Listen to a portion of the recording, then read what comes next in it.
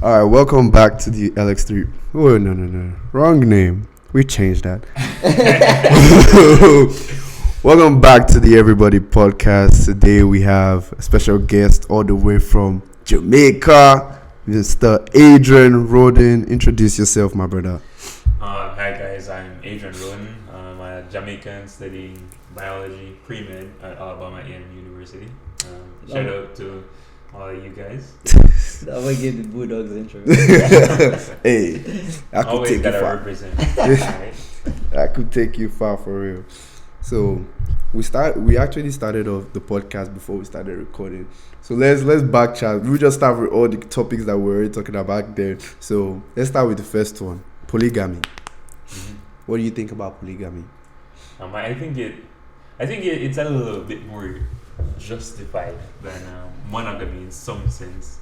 In that it feels like monogamy has this inbuilt insecurity that other relationships don't have, where we say, like you can enjoy something with another person, and but with monogamy you're like, you must only partake in this activity with me. Whereas if you have a friend, right, and you tell that friend that they can't hang out with other people, like you're gonna be judged for that. Like that is, it's weird, right? What do you mean I can't go to the movies with other people?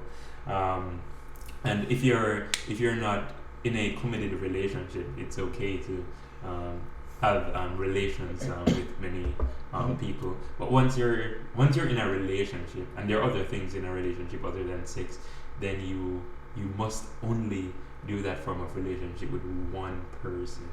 And I don't know, maybe it's because I'm not married yet, that I don't know where that came from.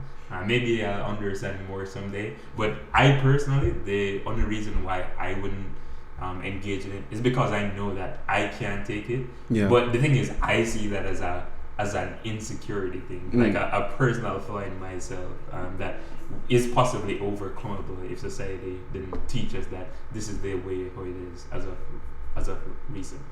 So do you think the emotional connection, let's say people who get married, they've lived together, they've experienced so many experiences together, maybe some even have kids together, so there's a stronger emotional connection with them. Do you think that's a valid enough reason to be like, okay, I just want you and me to do this is our sacred thing together, some Yeah, but I don't see how having more people would break that. For example, I think having more parents is a good thing, not a bad thing. And we usually say one parent awful, two perfect. But what about our 3 or 4 parents, right? That's more parenting to go around. Yeah. That's more inspiration, more people you can look up to, different perspectives and guidance. So that aspect I wouldn't get. Also with the thing where we wish our partners had more time for us. If we had more partners, then each person could get more time from their partners without anyone having to make that sacrifice, because there would be more leisure time to go around, theoretically, of course. But if 2 persons decide that it's best if we stick to one another, whatever makes you happy, that's my stance on how to be happy. Whatever makes you happy, even if it's not standard, then go for it. That's my take on that. Interesting. So, if you're in an alternate universe where you kind of like are in a polygamy or more than a polygamy, would you be comfortable, like, how would you handle stuff like that stress? Because that's always my thought. Like, when it comes to polygamy, it's less about like the dealing with it's less about like the whole stuff, but more about like how do I manage this multiple interest and diverse personality, because there's inevitably going to be like a conflict. So that's why I feel like personally, like polygamy, it might sounds good, like, oh my god, I have all these ladies to myself, but in reality it's like, I'm not talking about just ladies for yourself. I'm talking about multiple people of multiple genders. I'm not just some patriarchal person. Wait, I'm sorry, I just what? I'm sorry. Cut this off. I'm sorry, I got confused. Is polyamory the word?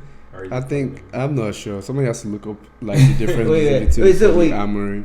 So- He's just talking about like Multiple. Yeah, that's people. multiple Not just people. one man, many women. Right? yeah, so Oh. like one woman, many men. Yeah. Wait, so are you also talking about like in a situation where Any mixture. what? Wait, so, yeah. So okay, I'm just gonna use an example. So you have this Adrian, you have a wife, they have a boy, you have a boyfriend as well. No, she would have another. Not Wait. me. All right, so I'm confused. Wait, so you have a wife, yeah, Mhm. and then you guys have like a boyfriend. No, she would have another husband. It would be like a family of more people. So when you guys are having sex, how's it gonna be like?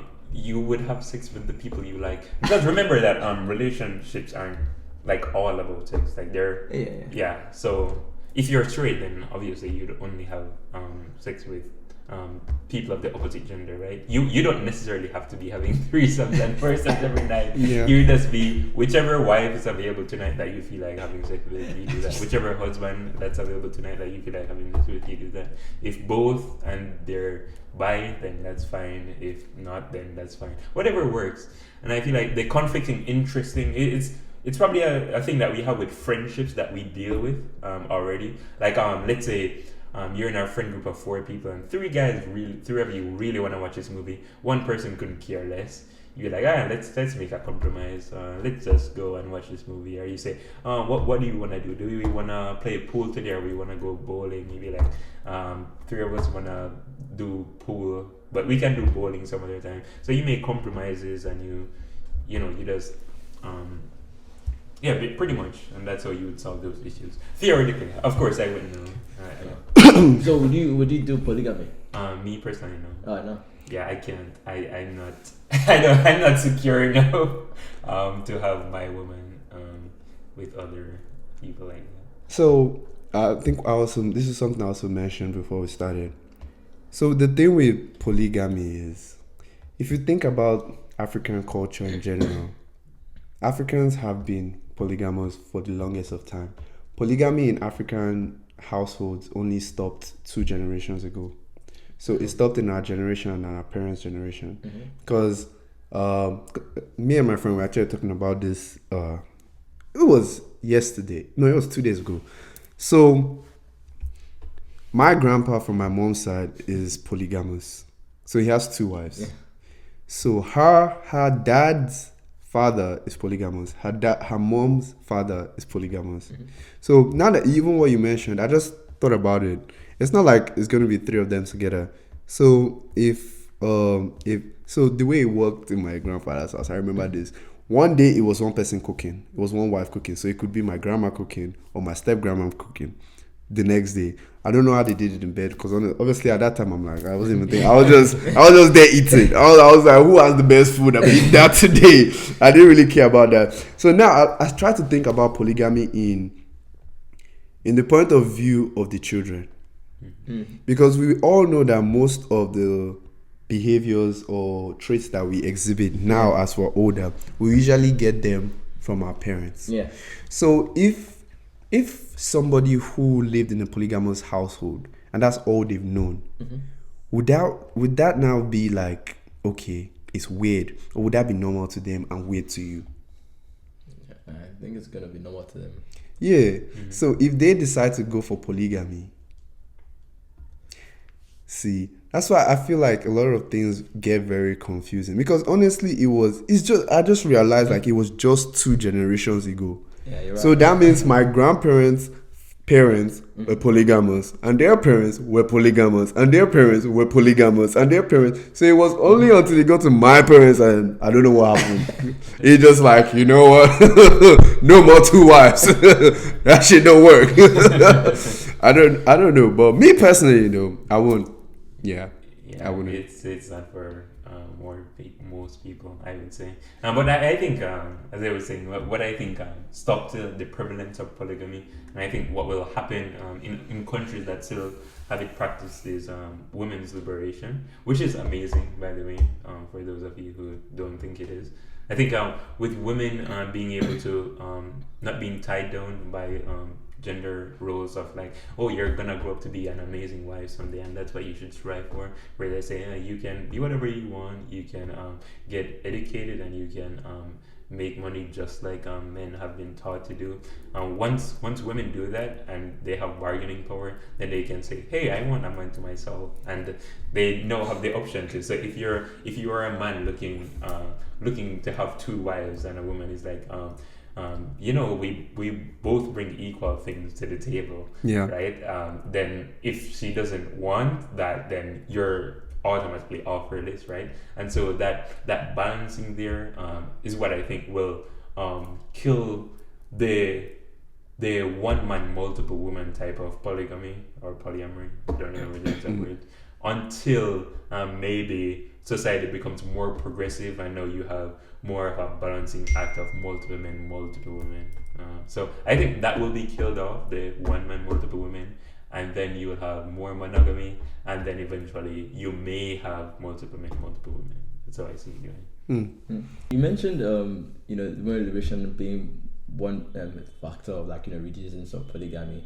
Do you also think like religion also plays a big role in that? Because like I personally think religion was more of like the key driving factor. Because when you think about it, like you mentioned it was 2 generations ago, right? Like kind of that down. When you also look at actually speaking from a Nigerian perspective, because I'm not that well versed with like all that sort of culture type thing to speak on. Yeah. But from a Nigerian perspective, it was when 2 generations ago, that was when like the colonizers kind of came, and then that's when they started bringing in like that tradition and that perspective and that own sort of twist on religion, so to say. And that's kind of when things started to change. So would you also say that's like the case in a general standpoint, or do you think it's like other factors as well? I would say there's 2 ways of viewing it. I would say yes, but I also think religion changes with culture. Like as time progresses, religion is interpreted differently. So people who used to practice the one man many women polygamy would like look to like Old Testament figures like Solomon and say, see, it was fine to have multiple wives. And then people who would look to the monogamy would say, the Bible said it's one man and one woman that forms a union. And like in the Muslim world, then they would also say, yeah, it's okay for a man to have, I think, up to 4 wives. Not that you should. I don't think they encourage it, but I think it's more of a capturing women under your wings, like taking care of them. So you say that ideally you should have 1 wife, but if there are women around you that are struggling to find a husband, then you can bring them under your wings, and it's kind of like adopting them into your marriage, right? And if you can't take care of 4 wives, then you shouldn't have it. I think that's the official doctrine, and you guys can correct us on that.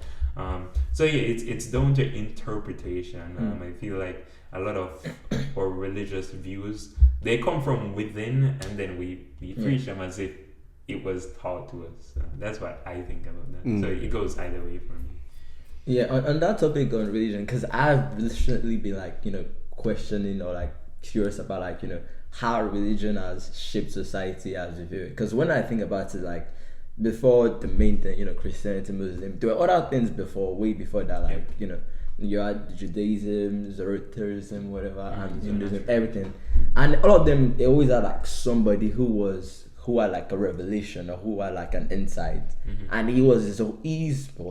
time it was his own interpretation of the so-called enlightenment, and then he spoke to it, and everyone was like, wow, this guy is like a genius. So what's your take on like how those, like you mentioned, those stuff come from within and it's your own interpretation? So do you think, like, just playing alternative universe right here, do you think that if there's like a shift in like perspective or like a shift in thought, do you think that also shift the way our society is formed today in that sense? Yes, I'm pretty positive that it does, because I think for example, if you look at something even like slavery, people, both the abolitionists and the people who were for slavery used Christianity to defend it. And if you read the Bible, you can make a case for either slavery, not necessarily chattel slavery, but maybe, and you could make a case for all men are equal, so slavery is obviously bad, right? And same thing for like, I think the biggest example of this now is the church's opinion on something like gay marriage, where some would say, oh, it's obviously bad because this verse says that about it, or some other people would say, actually, no, that wasn't talking about homosexuality. It was talking about men who are sleeping with boys, or this was talking about adultery, not homosexuality, based on your interpretation. And some would say that it's even okay for homosexuals to be like pastors or involved with the church, and some would say that it's a sin and we should keep it away from society. But it's okay to be it, but you shouldn't practice it. So I feel like the fact that they are Christians so split on so many issues, not only this, but on abortion, on capitalism versus less capitalism. I feel like this split obviously shows me, it shows me that it comes from within, and we try to reinterpret it into our religion. And I think 100 years from now, the Christians that will be around will not be the same Christians that are around today. What do you mean by that? Can you go deeper on what you think it's gonna look like? What it's gonna look like? I think where I think the future of progressivism and the continuation of human progress is gonna be is in the realm of the eating of animals. Wait, what? Yeah, because for example, I think the case in the future, like 100 years from now, the case will be made that eating animals is immoral. I think it is, even though I still do.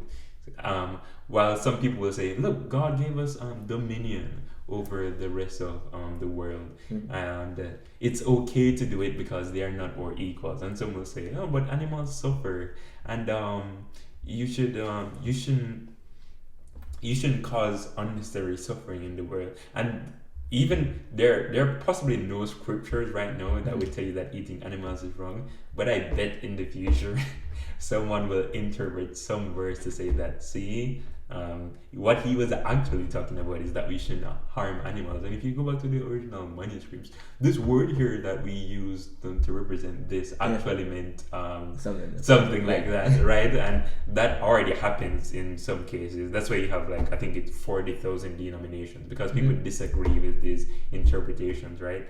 And I think that will be one example of how Christianity will be split. Like, once we get over these issues, the split in, like, the church's opinion on LGBTQ people, then we will move on to new contentions. And I think that will most likely be surrounding the rights of animals. That's what I think. That's interesting. I want to go deeper on it. So, like, what would you say is your belief? I'm just kind of curious, so that I know how to, like, ask question. Just in general, like, you know, would you say, like, you're religious, spiritual, Christian, atheist? Like, what's your own sort of belief and moral compass, so to say? I see. I identify as a Christian-Atheist, as in I don't believe in any gods or anything supernatural. I don't believe in anything divine. I'd say I'm a materialist in that sense. But the Christian part comes in because I think Jesus was a pretty cool guy, and I think if you follow his teachings, then it will make you a better person. Certain things that I can't justify from my moral philosophy of just reducing harm. Reducing harm only takes you so far, but in terms of, like, what you should do to contribute to your community, you know, that is loving others, loving your enemies, being forgiving, extending yourself more than you need to, just to make the world a better place. I think if you follow the teachings of Jesus, you can get there. I'm not saying that you have to follow the teachings of Jesus to get there, but I was raised Christian. I'm in a Christian community, and I think that's one way. So I would say that I'm a Christian in the sense that some people would say they're a Marxist, in the way that they follow Marx but they don't worship Marx. So I follow Jesus in the sense that I think his teachings are meaningful, and I follow them, but I don't consider him God. I just consider him an enlightened man. So question, so, like, if you're in the time of trouble, like, you know, you're looking for a beacon of hope, like, what do you go to? Because a lot of people, like, you know, when they're in the time of trouble, they're like, okay, I gotta go pray to God, type of thing. So do you have those moments, being like a sort of Christian-Atheist type thing? When in those moments I go to, I'd say family or friends. Interesting. So okay, again, just playing devil's advocate. I'm just really trying to like get into the mind of your mind, really. Yeah. So if you like a situation where it's like, oh, you can't talk to a family friend, because there are a lot of situations in our lives that you just don't feel like you can share this with somebody, and that's when people go to like therapies because they want to talk to somebody different or like True. who is like going to give them a unbiased of Perspective. opinion. Mm-hmm. So what do you do in that sort of moment? I don't think I've had such a moment yet. When it happens, I'll let you know. But so far, I've been consistently able to go to friends and say, X and Y is going on, and I don't know what to do, and it's really stressing me out. What do you think? And I go to multiple people from different perspectives and like new friends that I've met, and I would come to a decision from there, or just learn how to cope. Really. So yeah, it hasn't happened yet. We'll see. Okay, interesting. So what do you think about like the culture of Christians right now? Would you say, like, let's say your belief is in the belief of the teachings of Jesus, right? Mm-hmm. But not in the divinity of Jesus, right? Uh-huh. Okay. So would you say the reason you don't believe in the divinity would be because of personal experience and personal understanding, or the Christian society or the Christian community in general, or just the fact that it doesn't make sense to you?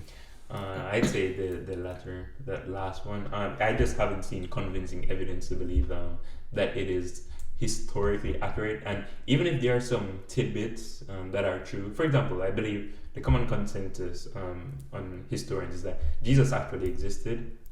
He was baptized by John the Baptist and he was crucified.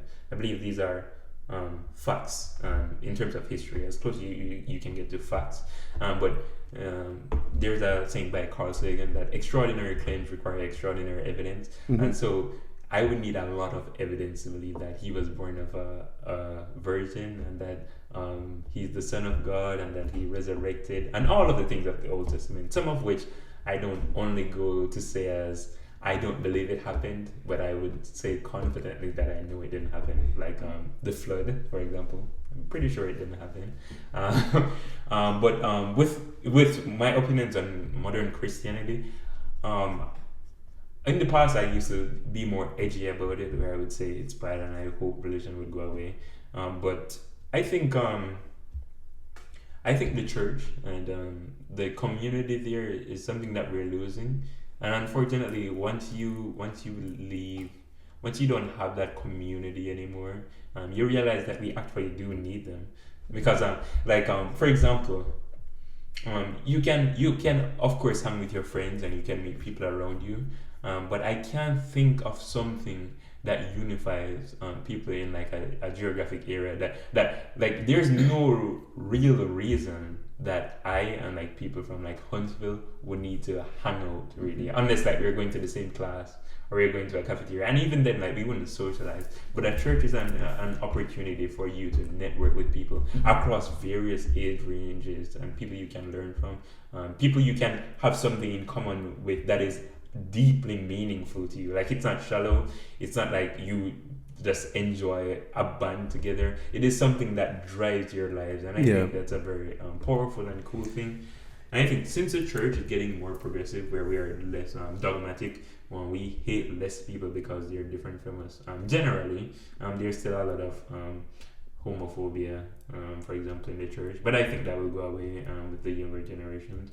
And I think the future of the church is bright.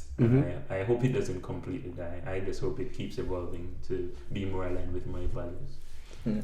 I don't want to interrupt you right talking, but you mentioned that the flood was not real. I think I want to pose a disagreement with that. Okay. In the sense that I've read the Gilgamesh.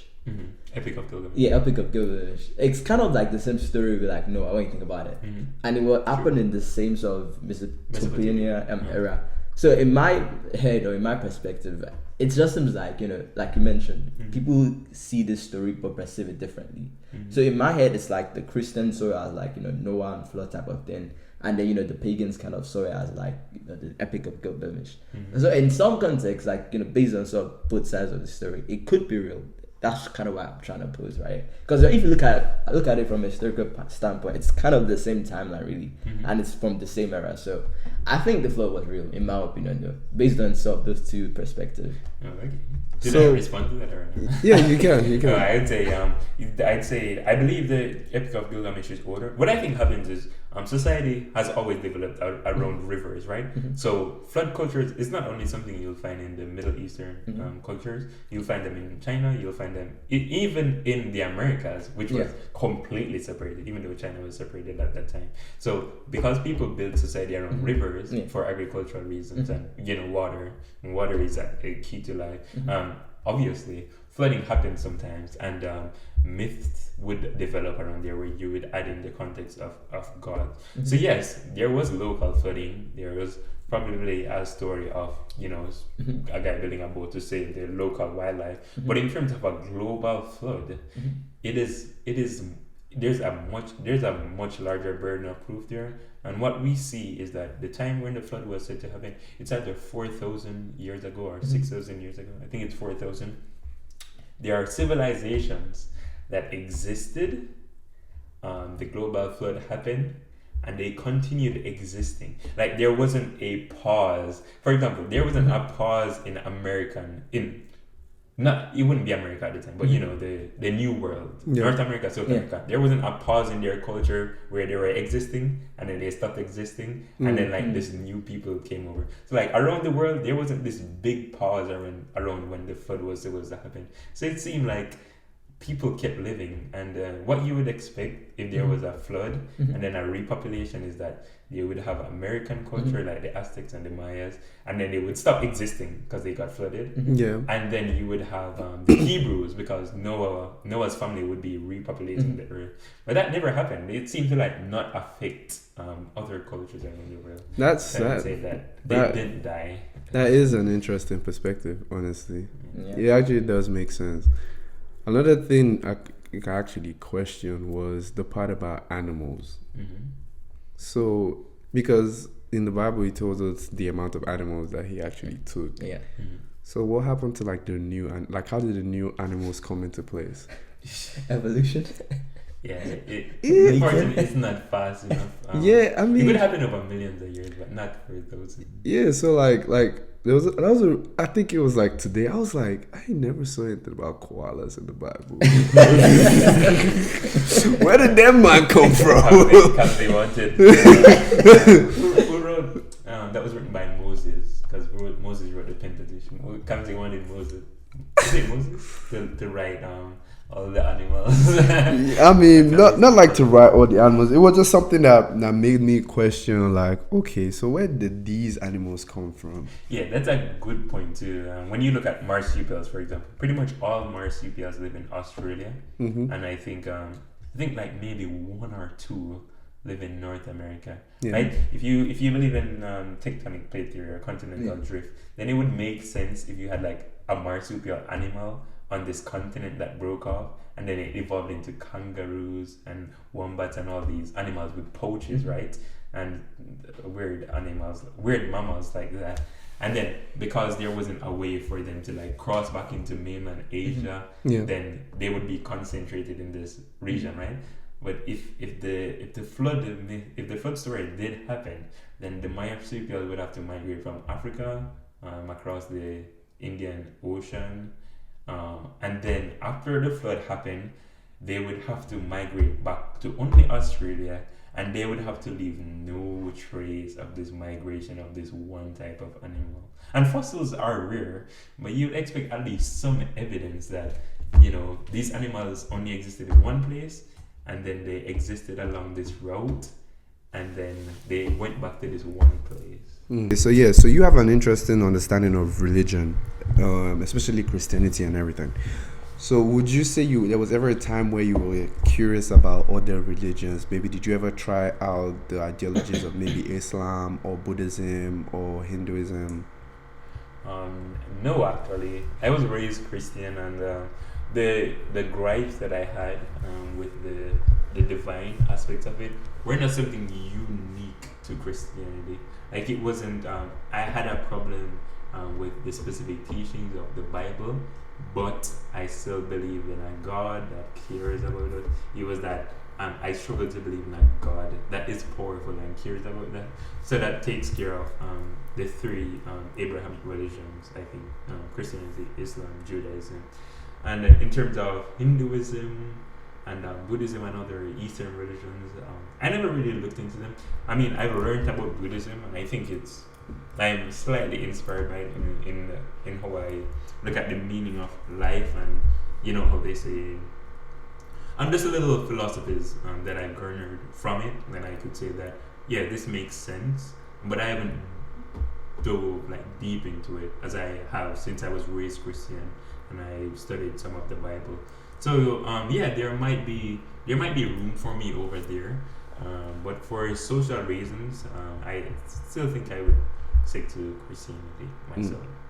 But yeah, Buddhism seems I agree with it in some aspects when it comes to life. The fact that it is suffering to have desires is to suffer, and how you should deal with not having achieved all the things you want, that you should be kind of at peace with the fact that you won't have everything that you want. But I don't believe in reincarnation, obviously, and any form of spirits. I don't believe in stuff like that. So I would have problems with pretty much any religion that exists. Do you think there could ever be like a new religion? Let's say with the dawn of technology, maybe there could be technologism. Some people believe in AI gods. Yes, actually, I do think that can happen. I think what will happen is as we get better at simulating the real world, I think the simulation theory is already popular with some people. We don't necessarily take it super seriously, but there's that belief out there that we could be in a simulation, right? Among some people, no one religiously believes it, actually believes it. We just think about it as a thought experiment. And I think as time progresses and we can simulate reality better and better. I mean, I don't know if you guys have played GTA 5. It's not the most realistic game, but there's a lot you can do in there. And I think and to think that, look at games from 2003 versus GTA 5 came out in 2013. Massive difference. Now imagine 50 years from now what they will look like when they are indistinguishable from real life in terms of things you can do and the graphics. People will start believing in the simulation theory more and more. They say if we can make this, then there's a massive likelihood that what we consider reality isn't real. And I think more people will start to believe that we are indeed in a simulation. And that will be a religion of sorts, since it's talking about the ultimate truths of reality and possibly an afterlife. I don't know about gods in that sense, what we would think gods are. But since it concerns the afterlife and the ultimate truth, I think it would classify as a religion. This is something interesting that I was thinking about a week ago. Imagine some group of unethical scientists. Quote unquote, they are unethical. So let's say they take two babies, male and female, and let's say somewhere in Alabama, Scottsboro, they make a new, they make school, they make hospital, they make church, they make places where people can go. Not even church, they just make things. Let's leave everything religion aside. They make everything you're gonna need. So like a grocery store, but they start with these two babies, right? And these two babies are the only people. The whole place that they live in is covered up. There's a cone above their cloud, so it's just them. And it starts off right, and they give them food. They're the ones controlling it from outside, another wall, the way the FBI, when they interrogate you, then they're the other side. And they give these people food, everything that they might need. Do you think after they grow up, do you think that they will come up with their own religion and believe it to a certain extent? Yes. I think it is built into us to be religious. I think it's a natural thing, especially with the fact that we are very social creatures, and we have a sense of community. We search for meaning, and I think when we can like find answers for them, I feel like we kind of make up and believe answers. And we build up on the answers that we've made up, and then eventually it is lost among us that these aren't true truths. Like our great grandfather didn't know for a fact that what he saw was God, what he believed in, and now we believe that it was true. I think something like that would happen. Where legends develop. So like maybe I don't know if it's ever happened where like you've like been out with a friend and like something crazy happened, and then you're like with that friend when he's telling the story, and there's like a slight exaggeration of how cool it was, right? And when that goes down the line and you add a little exaggeration each time, then I think you can end up with some amazing stories that are just seen as true, regardless of if that's what actually happened. So yeah, I do think religion will develop. Yeah, so even with that, so I was thinking, let's say they grew up and they started praying. Not say praying per se, but let's say they wished they had something. Let's say they wished they had a certain food and it just fell from the sky. And it kept happening and kept happening. Do you think they will attribute that to a higher being? Or will you think they will attribute that to this? Like, they don't know the sciences. They don't know what's going on. But now the scientists are hearing them and it's like, oh my God, I would really need some Domino's pizza right now. Boom. And then now everybody's like, well, if you do this sign, Domino's pizza comes. So I'm like, do you think that could be possible? Like, how does that work? That's like a Black Mirror. That's how. That definitely. It's actually not an actual Black Mirror episode. But I was thinking about it. Like, what if for some reason, if I say, let's not even use God. Maybe they attribute it to an animal. Oh, the great lion, give me a phone, and it just falls down. Have you guys seen this ant movie? I forgot the name. It was this ant movie. Ant? Yes. Is it Ant Bully? I think so. What's it about? Ant Bully is the one where they shrink the kid. There's another one called, I think, Ants or a Bug's Life. Yeah, Bug's Life. Yeah. It's the same thing. Because there was at some point, like, when it was raining, the food drops, and they're like, yes, the gods have, I think that was Ant Bully. It was one of those ant movies, and I just find it interesting. For real? Yeah, you think it was jelly beans? Yeah. He was pouring. Yeah. So yeah, I do think there would be a strong religion, and it would be even more questionable than religions today. So that one would persist as long as it's like that established. Like once you do these things, it will happen. I think that would be a solid. I think it would be a strong belief. It would be unquestionable. Yeah, because it's only them and they don't know anything. Yeah. That's crazy. So do you think your cats think you're God? No. I honestly think my cat thinks she's smarter than me. Honestly, I honestly think my cat thinks she's smarter than me and faster than me. So no, I don't think she thinks I'm a god. You're to serve her. Yeah, exactly. Because that's literally what I'm doing.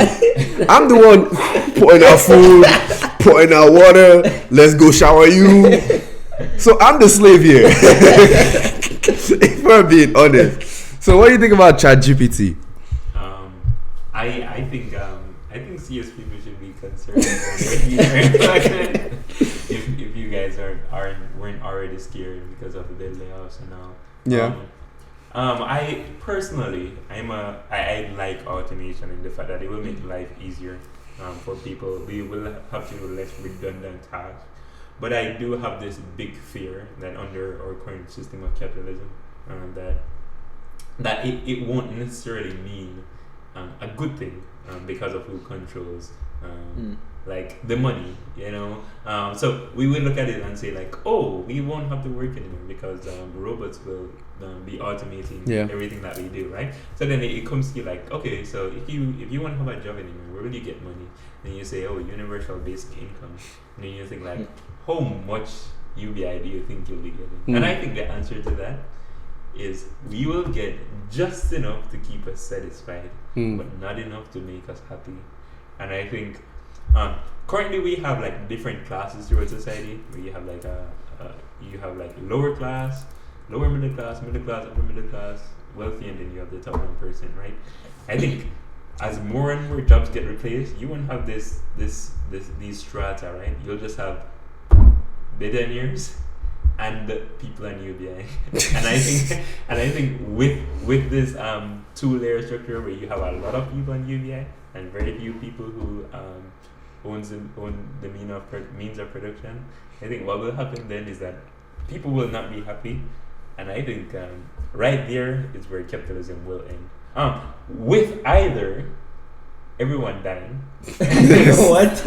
I think here's the will go. Either the wealthy will say, okay, fine, we don't need all this money anymore, all this wealth, because we have basically unlimited labor and near unlimited resources if we get our hands on some minerals that we need from outer space. All right, and it's either they will say, okay, fine, we'll give up our wealth so that society is more equal.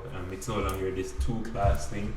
Or they will say, you know what, we're not going to give up our wealth. And if you try to take it from us, we will have turrets that will kill you. So I think the two options are everyone dies or capitalism ends. So either way, capitalism ends. Okay, I have to disagree with you on 2 statements. Yeah, so the first one was about we're going to lose our jobs and whatnot. I think like we humans, we're always involved in. And I think it's more about reskilling in the sense that let's say my job was a software engineer and all I have to do is build a website, I'm gonna have to maintain the AIs that are gonna do that. I'm gonna have to maintain the servers that. I'm gonna have to, reskill myself to be like an hardware engineer or something so to say. True. So I think like reskilling is always gonna be the thing as opposed to like losing your job. So the people that are gonna lose that job, so to say, are those that refuse to reskill. And I think unconsciously we've always been doing that as humans. Like the same way, like when I was a young guy, I wanted to sell candy to make money. I had to upskill to learn how to build a website to make my business bigger. So I think it's more of like upskilling than reskilling as opposed to you're gonna lose your job, that's the end. You have to rely on this universal basic income.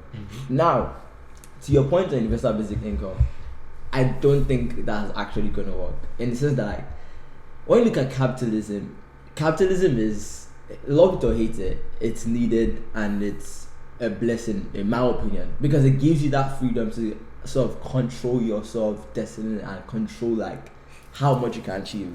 Although I'm gonna be honest, although it could be biased to certain conditions, certain races, certain demographics of people, but still it gives you that sort of liberty to kind of choose what you want. So implementing sort of a universal basic income, not everyone's gonna let that fly. Me personally, if you're gonna hold me down and say, oh, here's your base income, you can't more than this, I'm gonna rebel.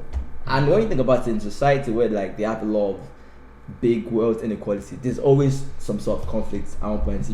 The poor wants to get the rich and say, hey, why do you have all the money? We gotta rebel against you. And then your whole world is in total chaos. So really, I disagree with you on that one. I get that. Do I respond? Yeah. Where do I start? First with the reskilling.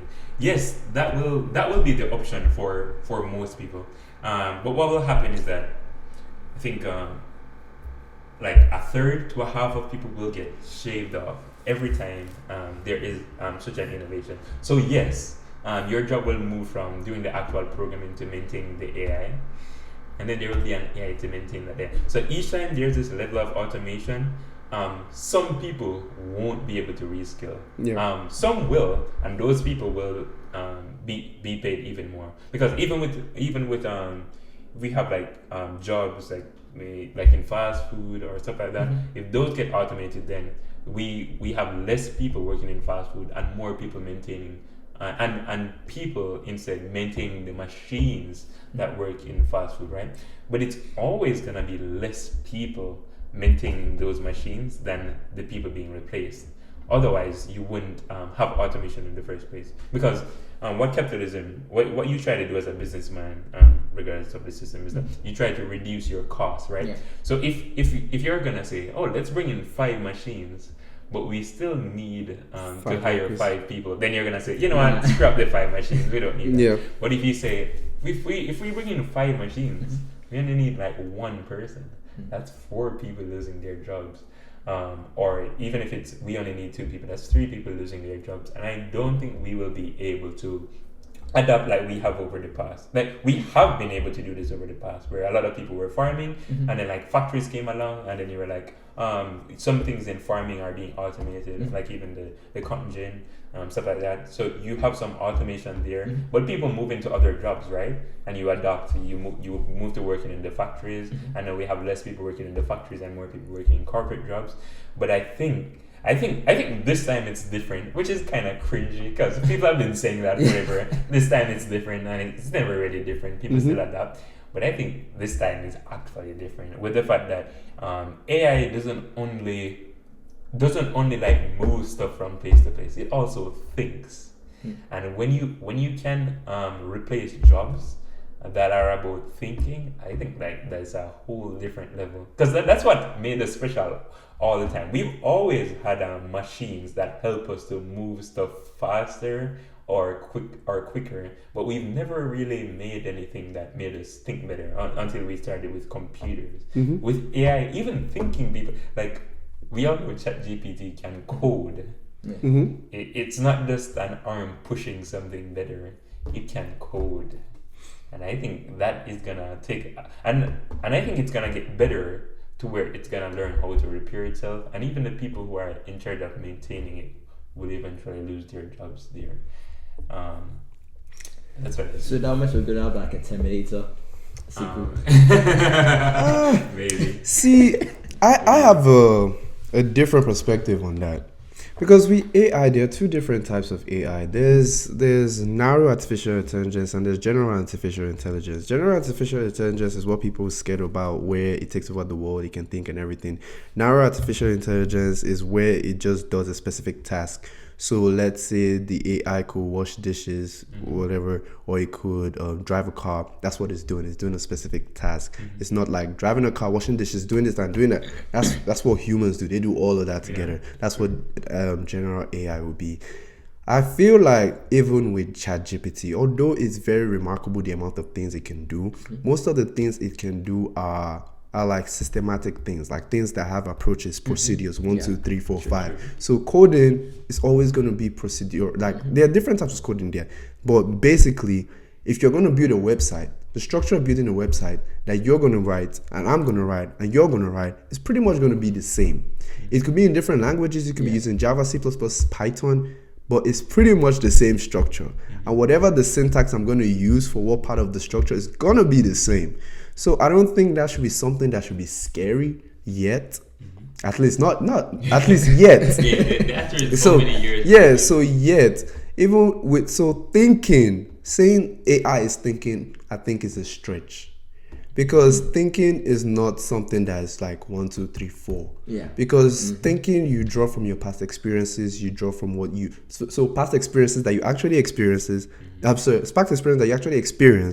then things that you've seen, things you've read, things you can think of or like you can imagine, things like that. So I think it's harder to say they're actually thinking rather than they're just using the data they've been given. Yeah, they're just doing a procedure, right? It's not thinking for say. Like let's say I start to create a model that does math, like straight up just numbers. It won't think of letter A because it's never seen letter A. It doesn't know what letter A is. Yeah. So that's what I'm saying. So the same way with us, we could, like, let's say, was it the person who did organic chemistry that thought about like a circle when it came to like the reactions with, so he thought about like a snake going around together. That's how he thought about, I can't remember, but that's not something he's seen. He just kind of imagined it. Same way with like gods and things like that. We haven't seen those. We kind of imagine those. So I don't think AI has the capability of imagining things it's never seen before, which is completely different. So do you guys imagine a reality? Because now that I understand what, like, more in depth about what AI is, it's pretty much just a data model putting information, it processes it, and it can give you the infinite amount of probable answers. So with the rise of like Neuralink and like, you know, dealing with memory and the brain, do you think there will ever be a reality? I think though, but do you guys think there will be a reality where, like, you know, we can take like humans' memories and like thinking and push it into an AI model, and then, you know, kind of have like, you know, the Sophia AI bot? Is it Sophia or Rosie? That lady. Which one? In Black Mirror? No, in Black Mirror, it's actually real. Oh. It's like a humanoid. I don't Oh, know. the one with the face. Yes, I think it's Sophia. Oh yeah. So the humanoid, and you kind of just like insert, that sort of program, like it's your memory passed through an AI, and it's like same procedure actually. So instead of in like let's say mathematical model, it's like a memory model. So do you think that will actually come to fruition? I think that could potentially happen. Yes, but I don't think it's close because like even neurologists, I don't think they even have like a strong grasp on like what consciousness is. We have some ideas. For example, I think we know what part of the brain like stores memory. We know what part deals with language, information reception and processing and storage. But with like reading and writing directly to the brain, it's still big. But as I said, like we're in 2023 and we often think that we're so far away from a primitive time. You go back to like the 1800s, it was nothing, right? So because of that, I'm not super confident with putting limitations on us like 100 years, 200 years into the future. So maybe, but I really do think that the AI will get better and it will move past our current understanding of it, where some people think that AI is doing the same thing as us, when really it's not. It's thinking. It's like almost like fundamentally different with regards to like the data it's grabbing and the fact that it's following a procedure. Like it's not like thinking through what my life experience. What do I think would happen? It's following code, except when you come to more advanced forms. And maybe forms that are still being worked on today. I think. So from the neuroscientist point of view, because they don't really understand how the brain works, that's where my doubt comes. But from the programmer understanding point of view, right? I feel it could be possible. Say for instance, when a child is born, right? You have exactly. If you have like a camera that's seeing exactly what you do when you're learning, everything you do, has the video recording of your whole life, has the sound recording of your whole life, I feel it could be close. It could be really close, and that's not something that's like that could be hard. So someone could just have like maybe let's say people who have to wear glasses. The Ray-Ban glasses. And it's just there the whole time. And then now it's like this is what you eat on a normal day. So even that comes with a different understanding of like concepts. So I want like with the growth of psychology and with the growth of different fields, doesn't the question of free will and determinism become a bit fuzzy? Yes, I do think it's fuzzy, but it makes my brain hurt. So I really look into reading up how much free will we actually have. Yeah, because say for instance, right now there's some tests you can look at that could tell how you think. So if they have data on you like that, right? Can they predict? Yeah, can they predict what you would? So the same way you're like, okay, when you want to buy something, they can predict what you want to buy. That's just the beginning, right? True. So let's say they can predict why you chose white today. Because of all the Saturdays, the Saturdays you've been alive, for some reason, white just feels good on Saturdays for you. So I feel like there could be a point where it's like, do we really have free will? If they could, if you could analyze all the variables. If you can analyze all the variables and tell, this is why. Say for instance, simple things like me growing up in Africa can really tell why I like Afrobeats. And if let's say with like even with like like Spotify where they recommend songs to you after, how do they know? Is it because of the beat pattern? Is it because of the pitch of the song? What if that keeps going on? And next thing they can tell, like even say like color psychology, and they say color psychology, or maybe like just communication, where they talk about clues and they tell you that if somebody is doing something, they're probably angry or they are lying or like. So I'm like, when all those come together, where does that free will really stand? Yeah, I don't know. I kind of don't we have it. I feel like it's an illusion. It's something that we experience. I feel like we live like slightly in the past to where it feels like we're making decisions, but we're actually just living through what our brain is doing. And the closest experiment I've heard that kind of supports is this one where they like hooked up this person on an MRI, right? And what they found is that so like they were like drilling this person, asking this person questions, right? Yeah. And they could like isolate like brain activity to certain responses, right? They were simple. I think they were probably like affirmative or negative, right? To break it down, because you don't want like the color blue. It's hard stuff to read, right? Or and what they would do it would be like, okay, do you like this? Yes or no? And then the part of the brain responsible for like the yes, it would light up, and then the person would think yes.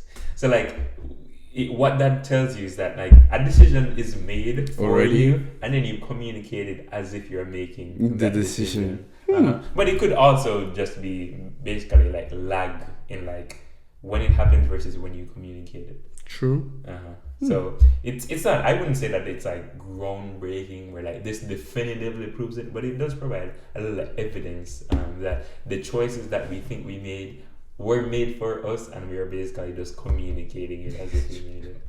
So I'm thinking with the glasses thing, I can imagine a funny scenario where someone is like, oh, like they're checking what the AI think is gonna happen on their phone, and you're like, oh, I've had Wendy's like every Saturday. I bet the AI think I'll have it today, but I'm actually gonna have Zaxby's because I'm feeling for that. And then they look at their phone, right? They didn't communicate it in any way. They only thought it, right?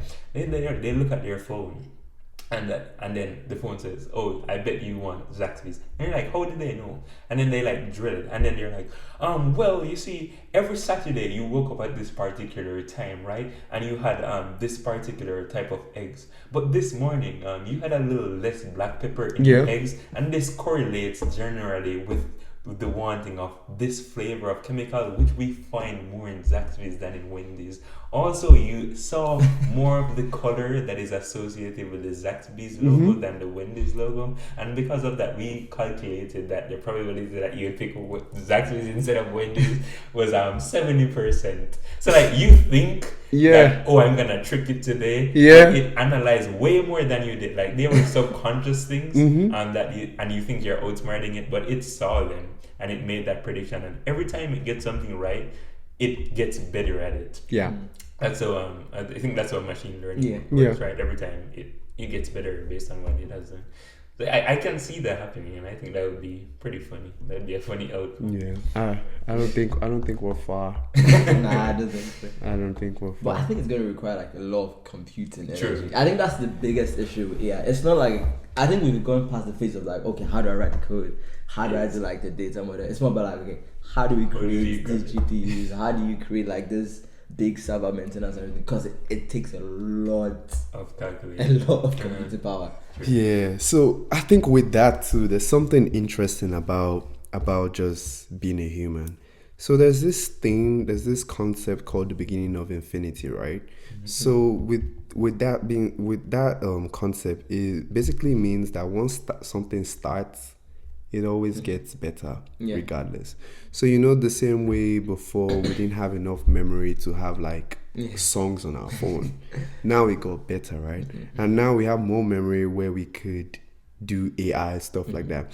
So even with that, I feel like, let's say with the field of cloud computing, it's gonna get better. So that won't even be a problem.